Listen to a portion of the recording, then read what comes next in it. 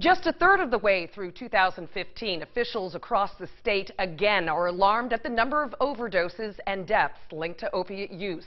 Public treatment centers have waiting lists, leaving addicts hoping to recover with few options. But a new center in Manchester means some people in the area are hopeful that they're one step closer to helping those in need. It's an epidemic that's not a local issue, it's not a regional issue, it's a national issue. Opiate overdoses and deaths in Manchester and across New Hampshire continue to skyrocket. Today's ribbon-cutting ceremony for a new opiate recovery center in Manchester is the third of its kind in New Hampshire in the last year.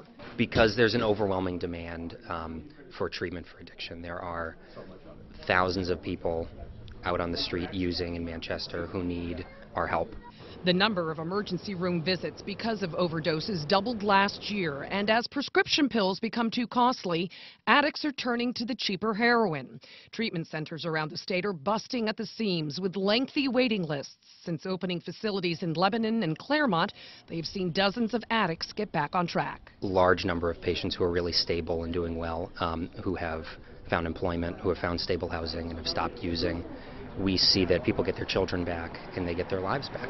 Susan Paris's 21-year-old son is behind bars after being busted for using opiates. She's hopeful that treatment centers like Recover Together will give her son a fighting chance.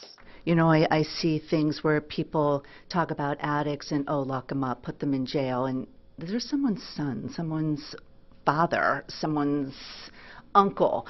The reality is not everybody can stop doing drugs and that be the end of it. They may need medication support, and that's okay. Parents tonight are being urged to start talking now to your kids about the dangers of taking prescription pills to get a high.